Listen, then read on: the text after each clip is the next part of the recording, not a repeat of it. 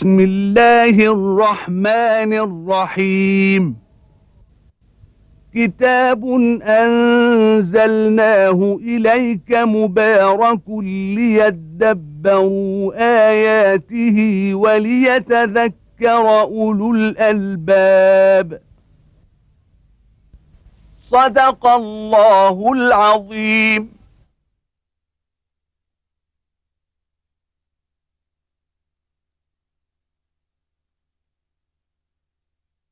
الحمد لله رب العالمين، والصلاة والسلام على عبده ورسوله الأمين سيدنا ونبينا محمد وعلى آله وأصحابه ومن اهتدى بهداه وعمل بالسنة إلى يوم الدين. وبعد، فيقول الله تبارك وتعالى: وعنت الوجوه للحي القيوم وقد خاب من حمل ظلما ومن يعمل من الصالحات وهو مؤمن فلا يخاف ظلما ولا هضما. وكذلك أنزلناه قرآنا عربيا وصرفنا فيه من الوعيد لعلهم يتقون أو يحدث لهم ذكرا. فتعالى الله الملك الحق، ولا تعجل بالقرآن من قبل أن يقضى إليك وحيه وقل رب زدني علما.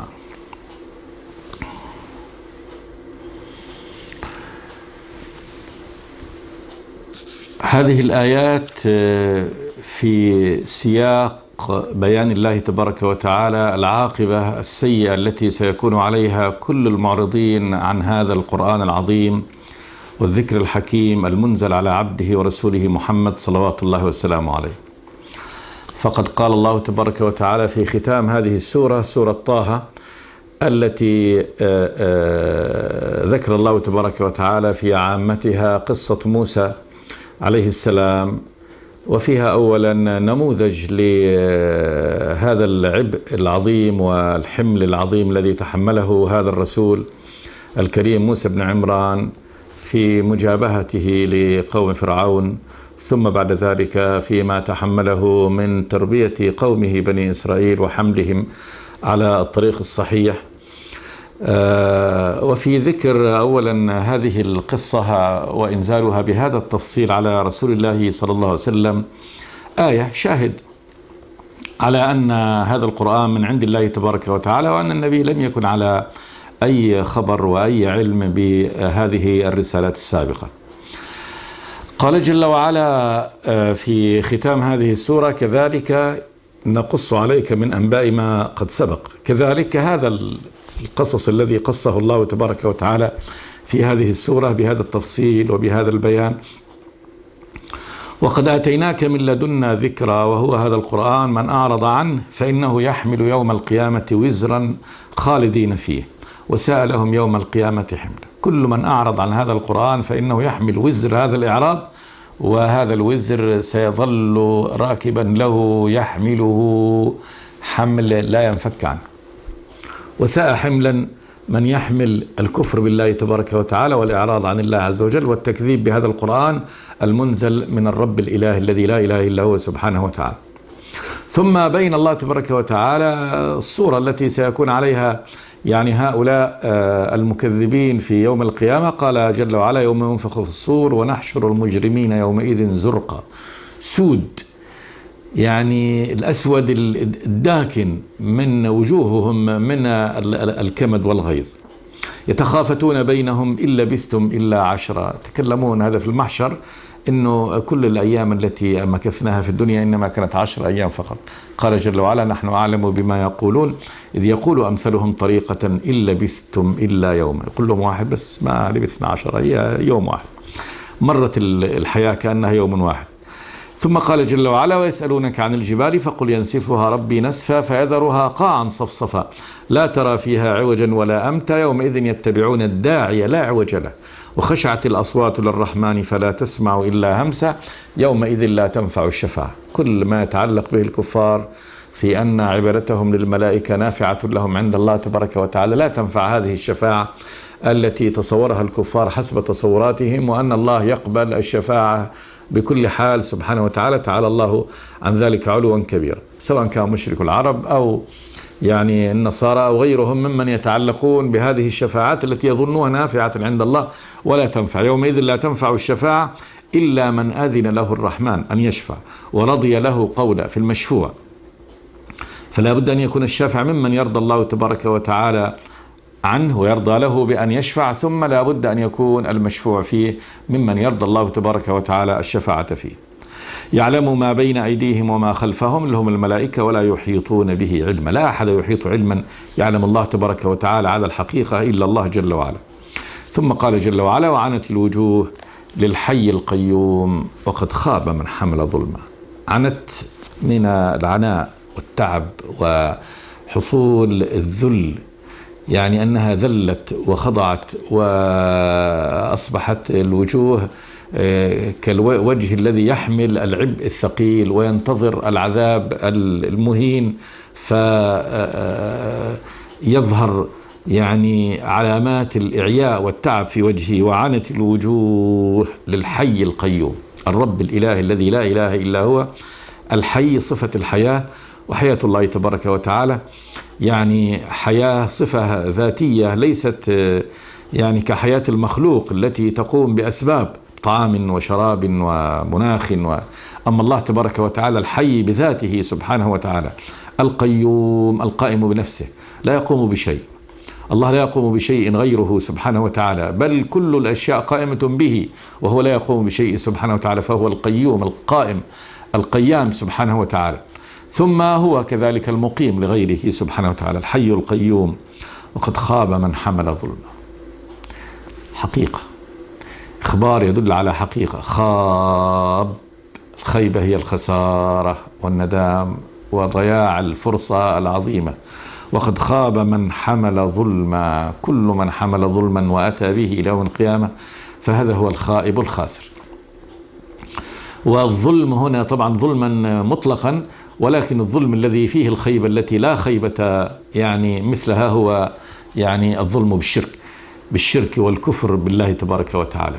وأما الظلم الذي دون ذلك يعني كان يظلم الإنسان نفسه بصغيرة من الذنب، فلا شك هناك يعني فيه قد يكون فيه محاسب عليه، لكن ليس داخلا هنا في الخيبة الكاملة، لأن كل مؤمن في النهاية من أتى الله تبارك وتعالى مؤمنا فإن نهايته إلى الكسب وإلى الفوز ودخول جنة الرب تبارك وتعالى.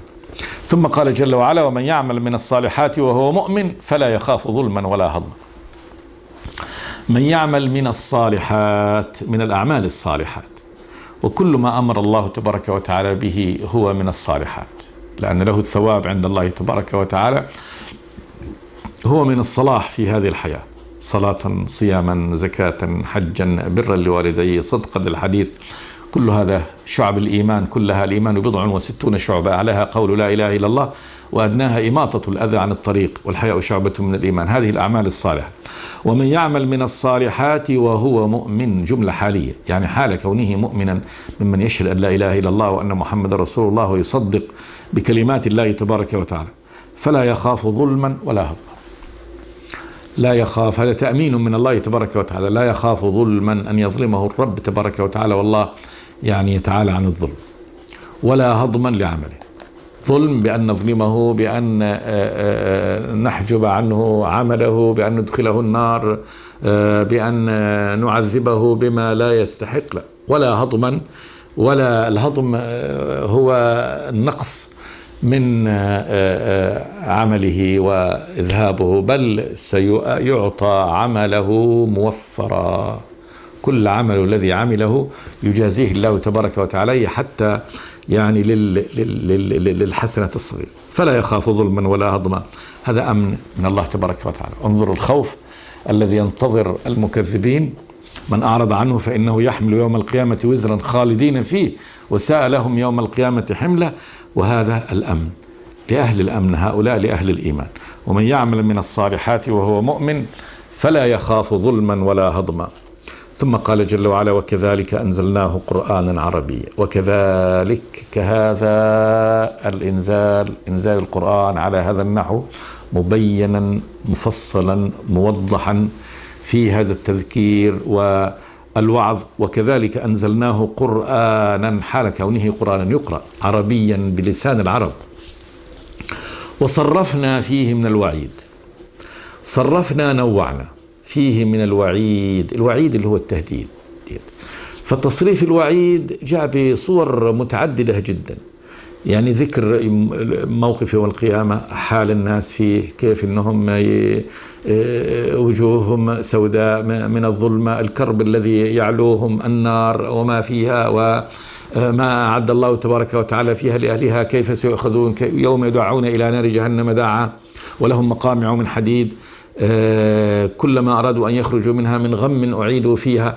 فتصريف الوعيد، كذلك الوعيد بالنسبة للكافر وما يناله من العقوبة العاجلة قبل العقوبة الآجلة. ذكر الله تبارك وتعالى أنواع ما يتوعد به وينتظر الكافر، وكل ذلك لتذكيره ولتحذيره، كما قال تبارك وتعالى: وما جعلنا الشجرة وما جعلنا الرؤيا التي أريناك إلا فتنة للناس والشجرة الملعونة في القرآن ونخوفهم فما يزيدهم إلا طغيانا كبيرا. فذكر هذا، ذكر شجرة الزقوم وما فيها وما رآه النبي وإخبار الأمة بذلك، كل هذا يخبر سبحانه وتعالى أنه صرف في هذا القرآن من الوعيد، يعني نوع فيه بأنواع الأساليب العربية والبيان، متوعدا متهددا مخوفا مذكرا. قال جل وعلا: لعلهم يتقون أو يحدث لهم ذكر.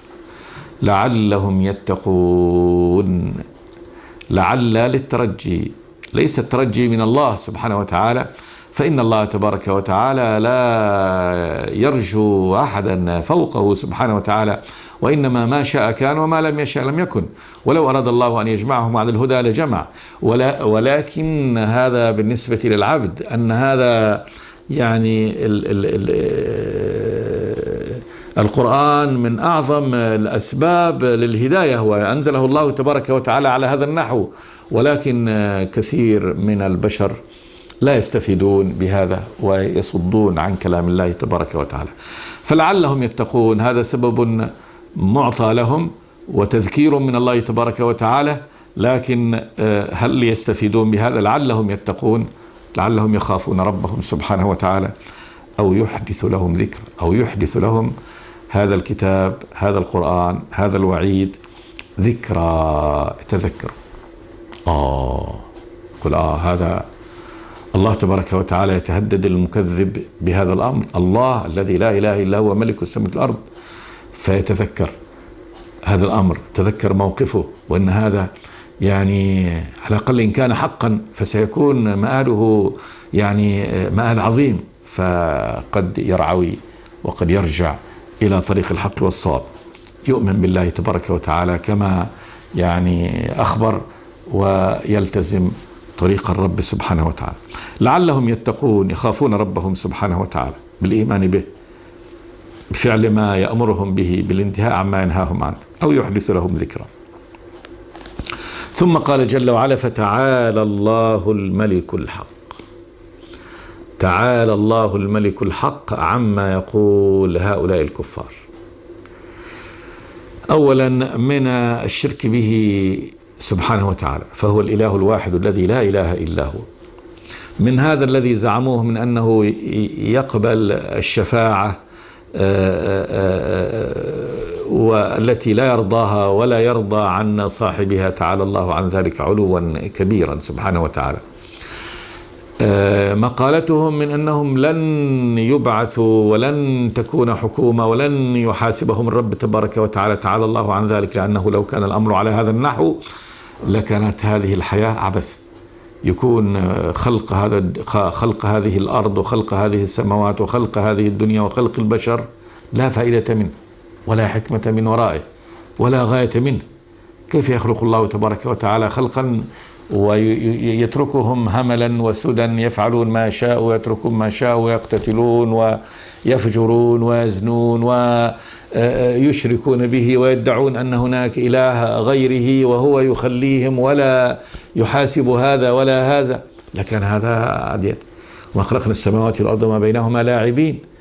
لو أردنا أن نتخذ لهوا لاتخذناه من لدنا إن كنا فاعلين. تعالى الله عز وجل أن يكون قد خلق خلقه سدى وعبثا. فتعالى الله عن مقالات يعني الكفار وشركهم وكفرهم وادعائهم أنه لا بعث ولا نشور.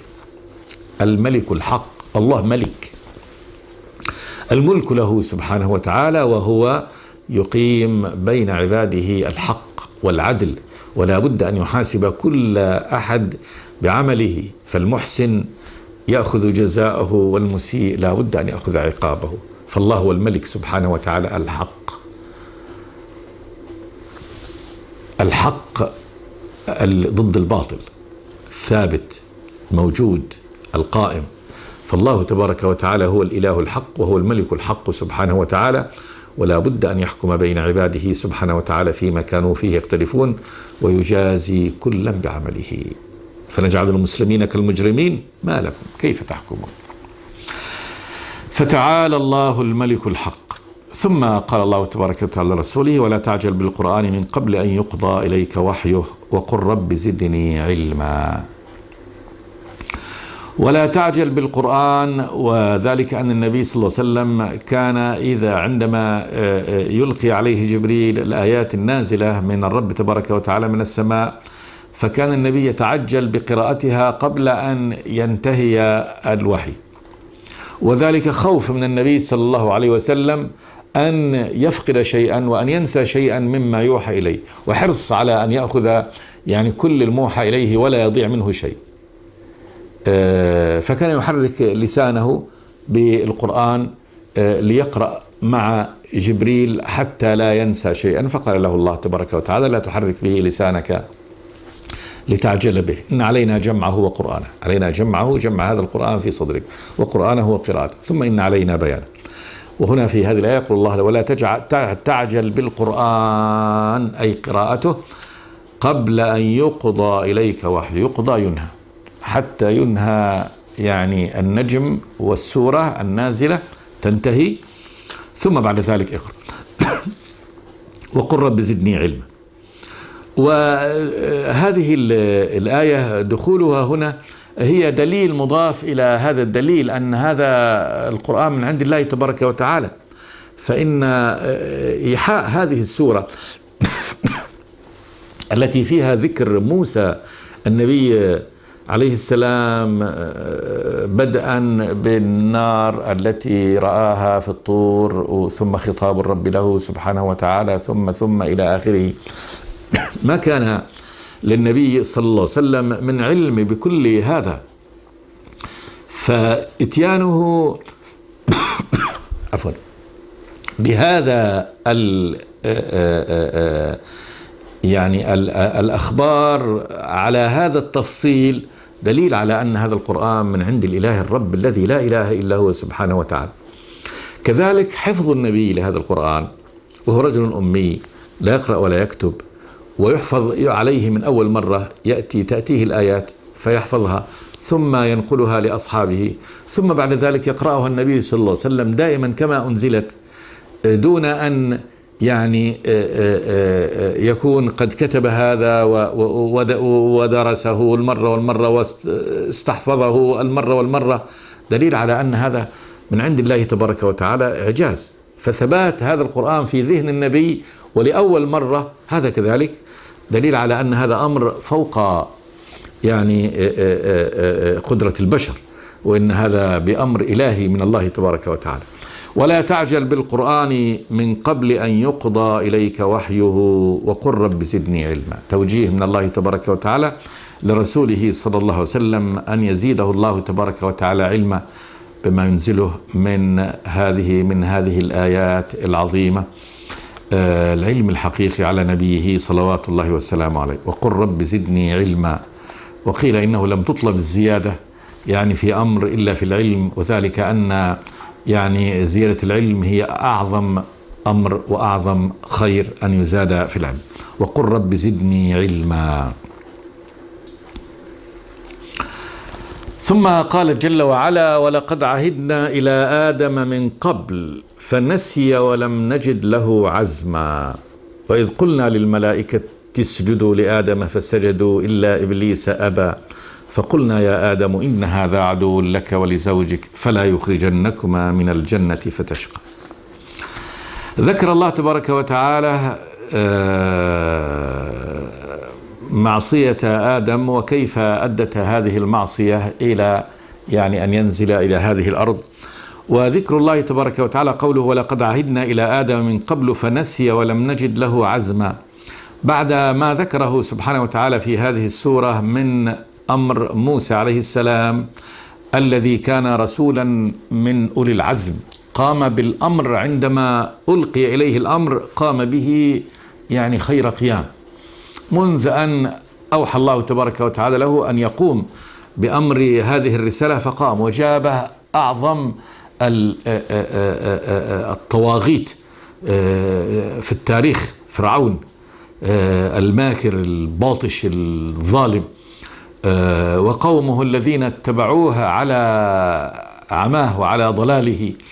ثم بعد ذلك ما قام به موسى عليه السلام من تربية شعب أيضا صلب معاند وإقامته على طريق الحق، وما وقع له من المحن والفتن العظيمة مع قومه في أن يطلبوا أن يكون لهم آلهة كالمشركين الذين مروا عليهم، وأن يتركهم 40 يوم فيعبدوا عجلا لهم مسبوكا من الذهب.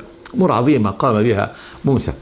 فالرب تبارك وتعالى ذكر عبده ورسوله محمد صلوات الله وسلامه عليه بأن يقوم لله تبارك وتعالى، وقال له طه أول هذه السورة ما أنزلنا عليك القرآن لتشقى إلا تذكرة لمن يخشى تنزيلا ممن خلق الأرض والسماوات العلى الرحمن على العرش استوى له ما في السماوات وما في الأرض وما بينهما وما تحت الثرى وإن تجهر بالقول فإنه يعلم السر وأخفى الله لا إله إلا هو له الأسماء الحسنى.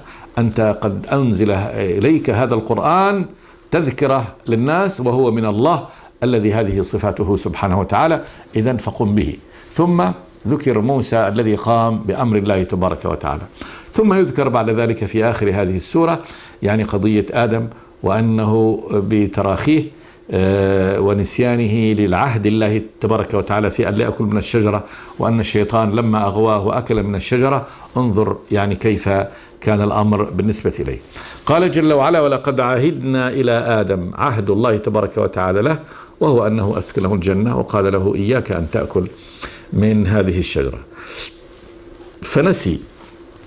نسي هذا الأمر الإلهي له ولم نجد له عزما، يعني على الثبات على أمر الله تبارك وتعالى. العزم اللي هو يعني أخذ الأمر بشدة وقوة، ومن أجل هذا يعني تراخيه في الأمر فإن الشيطان يعني استغل هذا ووسوس له ويعني أنساه عهد الله تبارك وتعالى فأكل من الشجرة. ولقد عهدنا إلى آدم من قبل، يعني من قبل موسى وبيته، يعني في البداية يوم بعد أن خلقه الله تبارك وتعالى فنسي أي عهد الله ولم نجد له عزما. ثم فصل الله تبارك وتعالى هذا فقال وإذ قلنا للملائكة اسجدوا لآدم فسجدوا إلا إبليس أبى. وإذ قلنا اذكر إذ قلنا للملائكة، ملائكة الرب سبحانه وتعالى في السماء اسجدوا لآدم، أمر إلهي من الله تبارك وتعالى أن تسجد الملائكة لآدم سجود يعني تعظيم له وتنفيذ لأمر الله تبارك وتعالى. قال جل وعلا فسجدوا إلا إبليس أبى، سجدوا وبين الله تبارك وتعالى أن جميعهم سجدوا، قال فسجد الملائكة كلهم أجمعون إلا إبليس أبى أن يكون مع الساجدين. إلا إبليس أبى، الإباء هو يعني الامتناع، وامتناع إبليس كان عن كبر وتعالي عن أن يعني يسجد لمن يظن أنه هو دونه في الخلق وفي المكان. إلا إبليس أبى فقلنا يا آدم إن هذا عدو لك ولزوجك فلا يخرجنكما من الجنة فتشقى. هذا عهد الله تبارك وتعالى لآدم. فقلنا يا آدم، خاطبه الله تبارك وتعالى باسمه، إن هذا والمشار إليه هو إبليس عدو لك ولزوجك. عدو ضد الصديق، يحمل يعني في قلبه الإحنة والغل والحسد لك. إن هذا عدو لك ولزوجك، اللي هي حواء عليه السلام، فلا يخرجنكما من الجنة فتشقى. إياك أن يعني يتمكن من أن يخرجكما من الجنة فتشقى. شقوة الدنيا، وليس فتشقى اللي هي شقوة الآخرة والدخول بالعذاب، وإنما هنا بين الله تبارك وتعالى هذه الشقوة. قال إن لك ألا تجوع فيها ولا تعرى، يعني أن الجنة قد هي دار النعيم، فلا عمل فيها ولا نصب ولا وصب، وكل ما يتنعم به أمره موفر موجود في جنة الرب تبارك وتعالى. وأما إذا خرجت فيها فإنك تشقى، تنصب بالنصب والتعب، فلا يأخذ يعني طعامه كما يقال إلا بعرق الجبين، لا بد أن ينصب ليزرع وليفلح وليحصد وليطحن وليخبز وينسج ليلبس، فلا بد ما يبدأ شقوة العمل الدنيوي حتى يكفي حاجاته ويقوم بمتطلباته في هذه الدنيا، في هذه الأرض. فلا يخرجنكما أي الشيطان من الجنة فتشقى. إن لك ألا تجوع فيها ولا تعرى. إن لك أي في هذه الجنة، جنة الرب، والصحيح أنها جنة الخلد، جنة السماء، وليست جنة في الأرض كما قال ومال إليه بعض المفسرين أن الله تبارك وتعالى يعني بنى له بستانا في الأرض يسكنه ويفلح فيه ويشتغل فيه، بل الصحيح أنها جنة الخلد بأدلة كثيرة. إن لك ألا تجوع فيها ولا تعرى. قالوا لا تجوع في هذه الجنة ولا تعرى. الجوع وهذا أكبر وأخص يعني حاجات الإنسان الطعام، ولا تعرى من اللباس. وأنك لا تظمأ فيها ولا تضحى. وأنك لا تظمأ فيها، الظمأ معروف العطش، ولا تضحى من التعب والإرهاق. أضحى الإنسان بمعنى أنه يعني أصابه الإعياء والتعب من شدة العمل ومن حرارة الشمس. ولا تضحى. قال جل وعلا فوسوس إليه الشيطان. الوسوسة هي هذا الحديث الذي يحدثه الشيطان في قلبه، أنه ألقى في نفسه بهذا الأمر الخفي. فوسوس إليه الشيطان قال يا آدم هل أدلك على شجرة الخلد وملك لا يبلى. والشيطان هنا أتى بصيغة المراوغة والكذب وكذلك بالاستدراج لآدم، فقال هل أدلك، من باب العرض وليس من باب الفرض، بل عرض عليه الأمر عرض. هل أدلك على شجرة الخلد، الشجرة التي إذا أكلت منها بقيت خالدا لا يصيبك موت، وملك لا يبلى. ملك إذا كنت فيه فإنه لا يبلى، لا يصيبه الفناء ولا يعني الذهاب. قال جل وعلا فأكلا منها فبدت لهما سوآتهما وطفقا يخصفان عليهما من ورق الجنة وعصى آدم ربه فغوى. فأكلا منها اتباعا واستدراجا من هذا الشيطان الذي استدرجهم بهذا الكلام المعسول الكذب. قال جل وعلا فبدت لهما سوآتهما، نزل وذهب عنهم اللباس الذي كان يواري يعني عوراتهما، فنظر كل منهما إلى عورة الآخر واستحيا استحياء شديدا. وطفقا يخصفان عليهما من ورق الجنة.